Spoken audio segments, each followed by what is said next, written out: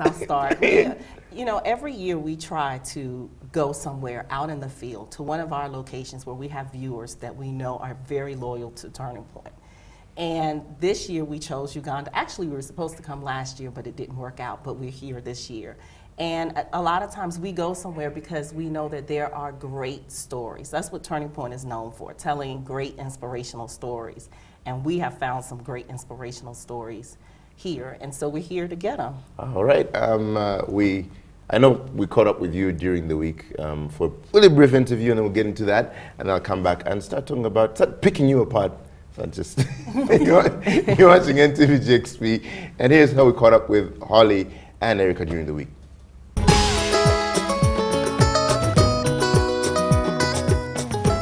Hello and welcome to Turning Point. I believe you're going to love today's show. Well, this is our first time in Uganda for Turning Point. And, you know, we try to get on the road every year. We haven't been out in a couple of years, but we talked to a lot of people, and they told us to come to Uganda. Can we put a wireless on mic? Why? You want his audio that well? Sometimes. We'll hear it. I mean, we'll get it. Oh, okay, okay. We do get lots of letters and things on Facebook. Everyone wants us to come to our country, and unfortunately we can't be everywhere that we want to be. But really a lot of times it comes down to the stories. Muyiwa came here a few months back and he just said, hey, I really think this is where we need to be. There's some great stories here, transformational stories that we think would inspire our audience. And so we said that's where we'll go, and we're here now.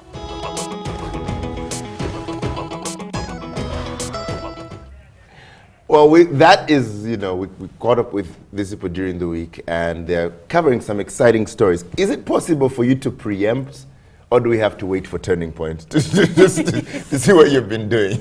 You have to wait. So you cannot even just a little of what you've been doing? Well, Erica can fill in. She was shooting stories last week. We kind of break it up when we go in the field. Yes. The first week we'll shoot some of the testimonies, like the main anchor testimonies we're going to have. And then the second week we get with Muyiwa, our host, and we actually record all what we call the throws, which is his stand-ups where he stands and says, hello and welcome to Turning Point. Yeah. And he does all his part. We'll be doing that next week. Oh, okay. But Erica did some really good stories this week that she can talk about. We interviewed Pastor, and I know I'm going to mess his last name up, Pastor Wilson Bugembe. Yes. Yes. He was so wonderful, so Powerful nice, story. so welcoming, and his story was just, when Muyiwa told me about it, it was very moving. So we knew before I got here, that's the story we were going to do. So we did his story. I did a man's story from Masaka who was healed of AIDS, and then another story of a young man, Ben Karumba, who started a ministry helping orphans here based on his own life, from the things he went through as a child. So just very moving stories. I was so privileged to be able to work with all of them. All right, so you travel the world listening to people, interviewing people, and I was looking through you and I was seeing a couple of important names. And how does that impact your life, you talking to all these people and being able to look at all these lives? How does that impact your life? Or have you done it for such a long time and now it's just, it's just a cut, never. it's just, you know? Go ahead. You know, I always say Turning Point is a turning point for us too, because we're encouraged by the stories ourselves. You can't sit down and talk to someone and really hear what they've been through in their journey and just walk away not feeling anything or experiencing what they've gone through. And so every time I do an interview, every time we do a story, there's something that I walk away from that interview with. Some of the, whenever we interview people, we do something unique that most TV stations don't do. We actually read their entire book before we interview them. That's something that we do. But whenever I read these books and I talk to these people, it's always God speaks to me too. So I'm not just, there's a transformation that happens before the story even goes out onto our stations and on the airways. It actually does affect our lives. Yeah, and I think for me, in producing the stories, especially the story of Pastor Sam, who was healed of AIDS, I've carried that story with me since the first time I spoke to him. And then in my mind, you have to see it. I pray over it, I think about it, I talk about it, and so it becomes a part of me.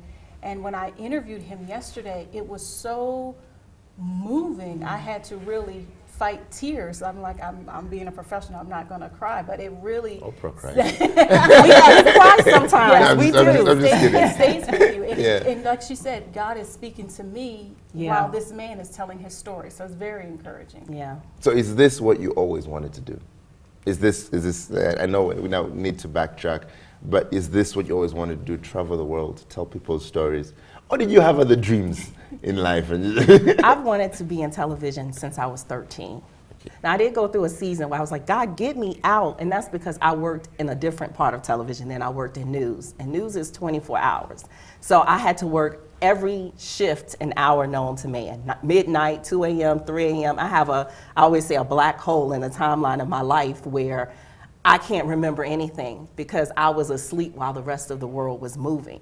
And I went through this journey at that moment where I said, God, I don't want to do this anymore. And for me, that was a huge turning point because God would not let me go. He told me no.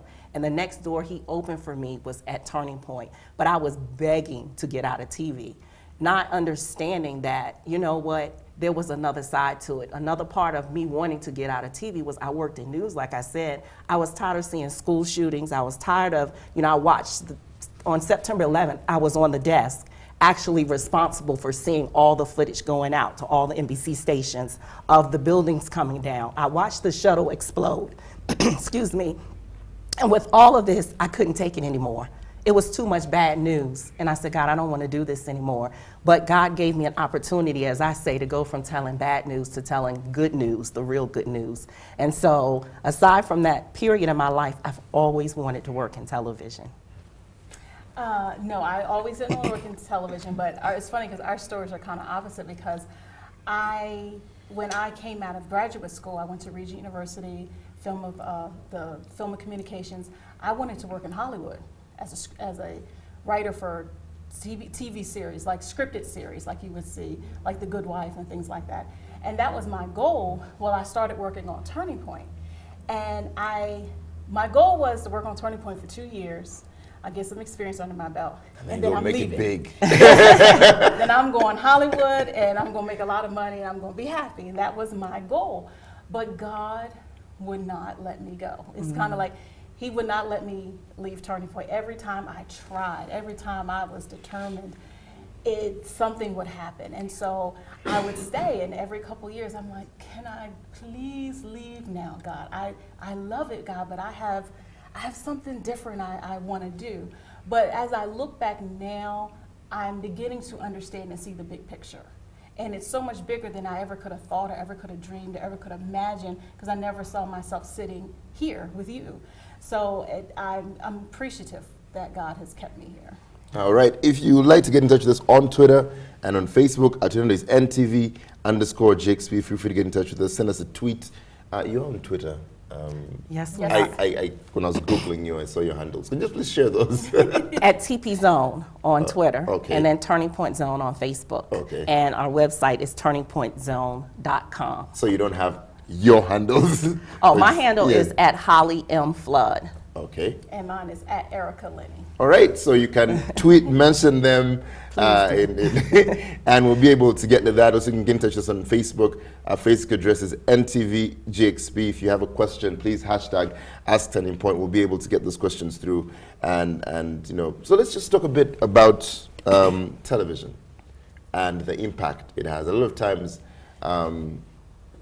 we spend a lot. I like to watch TV, so I spend a lot of time watching TV, series after series after series. But there's a time where we're having a conversation with my producer, and we're saying we're having a lot of what they call anti-hero series, where there's the bad guy, but the bad guy is the good guy, and all series that are pushing a certain, they sort of have certain perversions to them, and it felt like they're beginning to sort of skew the way people look at the world now. And what do you think of television and its impact on what the world is now? And how does what someone watches impact them from someone who creates things that people watch? Well, what we do, we use television to influence people. So we know that television has an impact. It's just that our message is different. I mentioned that I wanted to be in TV since I was 13. Originally, my plan was to change the image of black people in America. All we had was BET when I was growing up, and it wasn't a great image because you had the music videos with the girls who were half naked, and there was something in me as a young woman that said, this isn't right. And that's why I initially went into television, to change that very thing. I know, we all know that television impacts us. What we see people wear, what we see people do, it can disarm us, I think is the word. It can make us think that certain things are okay and they're not. And we see the same thing where, you know, you have a person who's doing some crazy stuff and then you connect with them and then you realize. There's one show, very popular, that comes on in the States. Everyone's tweeting about it and all of that, and I got hooked on it in the beginning, but I had this moment where I said, I can't watch this, because they're making me root for the mistress. Ooh, I know that show. You know what I'm talking We're all about. watching it. And I stopped watching it though. And when it's on, I don't go on Facebook, I don't go on Twitter or anything, because I don't want to see the tweets about it. But I think we really have to take a step back. We have to understand TV does guide our decisions. It does guide the way that we think. And so we take that step back and we have to make a determination as viewers, certainly as producers, not to do it, but even as viewers, because I'm a viewer as well, to say, I'm not going to watch this because I realize in my heart I'm starting to think something that I shouldn't think, or I'm starting to feel something that I don't feel. And that's why I feel honored to do what I do, because the stories that we tell and the things that we do, they do influence people. We get the emails and all of that, but it's a positive change. And if it's not a positive change, then it's probably something that we have to make a decision not to watch. If you don't watch, then the advertisers don't pay, and then it goes away. That's the business of television. Erica, do you want to add something? Yes, and that guides some of the interviews that we do. Like recently I did an interview, which you'll see probably in the next few months, with a woman named Shannon Etheridge, and she wrote a response to the movie 50 Shades of Grey. And we interviewed her around Valentine's Day when the movie was coming out, because everyone was all excited about this movie. But that, like a movie like that has absolutely taken over. I don't know about here, but in America it has absolutely. It was banned here, so. Oh, Very good. That's a good thing. It really took over, and I'm thinking, why do you want to do that? Why is that so popular? And so we feel a responsibility to have an answer for that, to respond to that and say, no, there is another way that is right, another way that is not, that will not degrade you. And I think so much of what I see, especially with the image of black people in America, is this new thing with this women's neck rolling and hollering and screaming and fighting on TV screens. Yeah. And there was one show like I used to watch, and the woman walked across the table to fight somebody, and I was like, I just can't do this anymore.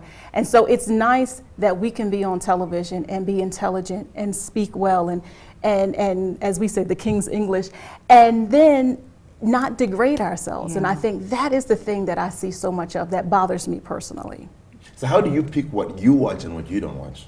Because, I mean, you told me you watch a lot of television. Yeah. And I know a lot of people who watch the show are big consumers of television, because we have a lot of the series coming through from the States because of the internet and things like that. So, you know, I mean, Scandal comes on Thursday, I have it on Thursday. Before, you know, the other half of the United States gets it, I have it. And so how do you pick what you watch? How do you say, you know what, I will watch this and not watch this? Because again, sometimes we just consume because, you know, you've watched this, you're done with it, what's the next thing? You just keep going. Yeah. So how do you pick what you watch? If I get convicted, Yeah. then I won't watch. For a while, I had stopped watching Scandal, but then when she got put in jail, I was like, well, she can't sleep with nobody now, so I can watch up until she gets free. I can watch, because I'm like, nothing's gonna happen right now. Because for me, I got caught up in the storyline, not necessarily of her, but if it's a good story, I think that's my struggle, because by what I went to school for was screenwriting. So if I see good characters and good writing and a good story, then I get roped. But then there's all the other junk to contend with. But it'll get to a point where I would get convicted enough and say, all right, I'll just have to stop. But I'll at least will go and read. I'm like, let me just find out. I just want to know what happened. That's all I need to know. But if I get convicted, or if it's something that disturbs me, then I'll just say I can't watch it. And I mentioned earlier, if I start feeling, sort of what she said, feeling like, okay, I shouldn't be watching. There's a new show in the States now that everybody knows what this show is. I'm not going to name it. I know you guys know what it is, but it's a great story with a great storyline. It's an all-black cast. And the show is really, really good. And I started watching it, and I love haven't it. watched it. She hasn't watched it. I'm struggling with that right now because it's new. Scandal I've gotten over, but this is new for me. But there's one part of the line where you can tell that the producer is trying to influence viewers to accept a certain social Lifestyle. issue, I'll say. Is that the right way to put it? I think I know what you're And talking about. so, as much as I want to see it, perhaps while I'm here, this is the Lord breaking me from it. Because sometimes things happen, like it'll happen. I'll go away and don't have time to watch something. And by the time I get back around to it, it's like, oh, well, I can live without it. And if I have that I can live without it moment, I don't go back to it. That's what happened with Scandal. I had the I can live without it moment, and I walked away from it. This show, I'll probably do the same thing. I think it's a great show. I think they have a great storyline.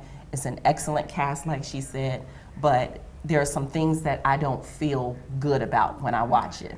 And I think also I can't speak for her, but for me, when you see black people as main characters, you want to support. Like I want to support.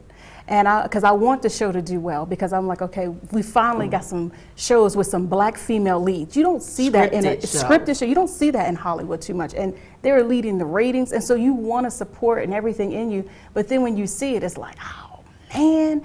And so it's that decision that comes down. I'm like, okay, Lord, I hear you, but I just want to support so much. So you want to do that, but you do get torn. This show, I never even started watching it because I was like, I'm not even going to get roped in because I get roped in easy. I think at the end of the day, the commitment, even when we say this has a black cast, that's a big thing in the States, of course. But ultimately, who is my allegiance really to? Yeah. My allegiance is to God more than it is to a black cast, more than it is to anything else. My allegiance is to Him. And if He says that I shouldn't be watching this, then I have to deny myself. That's why self-control, when we talk about the fruit of the Spirit, self-control is in there. So I have to control myself and say, I'm not going to watch it. All right, so I want to talk a bit about the influx of, and I put this in quote, Christian movies in Hollywood, because you watch them and you're thinking, I don't, and they seemed, because I was reading, and there are a couple more being done this year. I know they're probably doing, they did Exodus last year, and they did a very bad Noah last night. And, you know, Passion of the Christ probably opened the gate for all these movies. And they're doing, another History Channel did a whole Bible series. They're probably doing Mary, Mother of Jesus this year, I think. And so there's this whole influx of theologically incorrect Christian movies.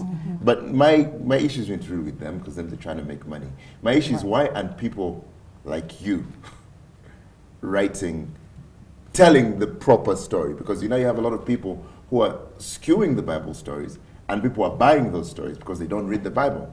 And so why aren't enough Christians getting into Hollywood and saying, let's tell these stories? I said, why isn't that happening? Because it seems like there is money and there's support and an audience for those kind of movies. I don't know. I mean, I really don't know the answer to that. I mean, like the guy who made Noah, he said, because he was interviewed on CBN News, and he said that he is not an atheist, agnostic. So he just did it because he was influenced by the Bible for Noah for some reason. But I think for us, we say there's money there, but then when it comes time for the money to show up, there's usually not enough money to do it. But there's been some Christian movies that have done extremely well, not necessarily Bible stories. There's a church, they made Fireproof. I was thinking about Fireproof. God's Not Dead. And Courageous. Yeah. I loved those movies. I really did. I thought they did a great job, and they did it for a small budget, and they had a good return. But the problem is, you got to have that cast to hook it. You know, Noah had Russell Crowe. The Exodus had Batman. I can't think of his name right now, but the guy that played Batman. But they had big names to hook it. I mean, The Passion had Mel Gibson, and it had his money behind it. And you can get the money, but if you don't get a named actor attached to it, a lot of times it doesn't do as well. I think a lot of times too is when we look at it in this world, a lot of times people say it's not what you know, but who you know. And a lot of those people are connected. Erica interviewed, and this is actually going to be in one of the episodes that we're recording here in Uganda. She interviewed Devon Franklin. And what's the movie Devon Franklin? Heaven is for real. Heaven is for real, yeah. which was very popular. But Devon Franklin, God just opened doors for this man. If you ever hear, when you hear his story, you'll see he was an executive at Sony, which is one of the major film companies in the U.S. and in Hollywood, and now he's moved on to do his own company. But the thing was, he had the connections to make it happen. Now, T.D. Jakes has been a big financier with movies like that, but you got to get at the table with T.D. Jakes to say, I have the idea, what can we do? And people just have to press through that, I think. Okay, so what do you see television becoming? Because right now everyone is trying to push something. So what do you see television becoming in the next 5, 6, 10 years? Or what do you hope for it to become? You know, I was surprised when I was younger and reality TV started. I never thought reality TV would last this long. But I'm very happy to see now that we are seeing more scripted programs coming back and getting the awards and getting the acknowledgement. So I'm hoping over the next 5 years or so, not that reality TV is bad, because there are some good reality shows. I have a bone to pick with Christian reality TV shows. What Christian reality TV show? Preachers of LA. yeah. Well, they have a new one coming too, Preachers of Detroit. But and that's the point. Now we met the producers of So that. what do you think of that show? Because Well, okay, it's not all bad. I've seen some, Pastor Gibson, I will say, I've seen where they've gone out and done ministry, but yeah, you know, it can be a little flashy. I think for do people- you think in the bid of trying to be relevant as Christians and trying to hook people and trying to do what's hip and what's now, we're losing ourselves in that? It's a very thin line. It goes back to what I said earlier. At the end of the day, TV business is about advertising dollars. And if you want Coke or some big company to give you money, you have to have the viewership. And for some reason, people like to watch this sensational stuff. They want to see, like she said earlier, somebody Foolery. walk across the table and slap someone else. That's what they want to see. And so you find a lot of times these shows may not start out with that intention, but to keep the ratings, they take baby steps. It's like a slow walk. And then you've taken so many baby steps that you actually leap over time into something that you didn't intend to do. They've gotten when you talked about Preachers of LA, we met the producers, they've gotten a lot of flack from the Christian community, but yet people are still watching it. But the thing is, what they said when we went to a conference, they said that show was not created for the Christian community. Right. That show was created to attract non-Christians and to show, I guess, the church doing things for people, which if that was its inception, that's great. However, nobody wants to see somebody feeding the homeless. They want to see argument break out. See, and it's happening everywhere. Yeah. It's happening in music. It's happening, and you have a lot of Christian artists who are saying, "What? I'm just going to push it a bit and see how it goes." Or dancers. Or how do you stay in, minus the baby steps? How do you make it? Because a lot of us are thinking, you know what? I have to be a certain way to make it. I have to dress a certain way to make it. And you find a lot of Christian artists who are, their dresses are becoming a bit shorter. And they're just trying to fit in. So how do you stay? And I know a little bit, regardless of what you're doing, how do you stop yourself from taking those lips? For me, I think God is the creator of all things, and He's very creative. And God can give us ideas, because really this business, okay, I talked about the business of TV, but at the end of the day, the more creative you are, the better off you are. And God gives us, I'll say for Turning Point, we get all sorts of ideas. He'll just give us something, and we'll do it. And what that does is it keeps the show, at least we think, it keeps the show fresh. And so we're constantly trying things. We take risk, and we try it. If I get an idea, I go to Erica and Simi and say, what do you think about this? And it's the same thing. And we sit down, we talk about it, we pray about everything, and we just keep moving forward, but we make sure that we are guided by the word of God. And that's maybe why it's different for us, because it is a Christian program. And we have somehow been in this place where we've had the ability to hold to what our own standards are. And those standards are based on the Bible. I think for us, the great thing has been we just try to stay creative and keep it fresh. Yeah. Would you work outside Turning Point though? If you know, would you go and say, you know, I'm going to do what we like to call, I'm going to work in the secular world. Well, you know, I worked in the secular world before, so that kind of perspective. Yeah, I think I would. I mean, if my time at Turning Point were to come to a close, and because the thing is, where I go, God goes with me. Yeah. So whether I'm working anywhere, where I go, God goes with me. Because you find a lot of Christians very afraid to go into, they'd rather stay in the Confines church, of- so to speak, and they don't want, but again, it's not, I wonder about how much impact we're having by not being in the marketplace. But anyway, we have to wrap this up. I could go on talking Oh, forever. we have to wrap this up, but I know there are a lot of filmmakers, it's a budding industry in this country. Everyone is picking up a camera, trying to shoot something, or trying to do a song. And what advice do you have for people who are starting out? What is that thing you'd like to tell them? Oh, you can go ahead. We keep looking at you. I think it goes back to what we've actually been talking about is knowing what your standards are, holding fast to those. Working in television, I call it a beast because it can consume you if you don't know who you are and stay confident in that. You're gonna have to pay your dues. That's what we say about TV. You start at the bottom and you work your way up. But don't despise those small beginnings. Don't be too anxious and try to get ahead, because when you get to the next place, you're not going to be prepared. And I think for me, throughout my journey, it's been the one step at a time, starting as an intern, becoming a writer, doing the next thing, and toiling until I got there. So a lot of times I think in our culture today, because we have social media and all of that, we want everything fast and quick, but know that that's not realistic. I don't say that negatively. Embrace the journey, because that's what it is, but the rewards are great. All right. I would say make use of social media, make use of your YouTube, make use of any platform that you can get your video or whatever you're trying to do. Network. It is not about what you know. It is about what you know. You do need to know something, but it's a lot about who you know. I got on Turning Point because I knew the line producer and I went and talked to him. That's how I got on Turning. Now I had to show that I could do the work when I got there, but I had to get my foot in the door. And so I would say definitely network, and don't be afraid. If you have a dream, pursue your dream, and don't let lack of money hold you back from your dream, because you go get a job and then you look up, you're 40, 45, and you haven't pursued your dream. And it will be, and that's one thing I promised myself, that when I turn 40, I would not look back and say, I wish I had.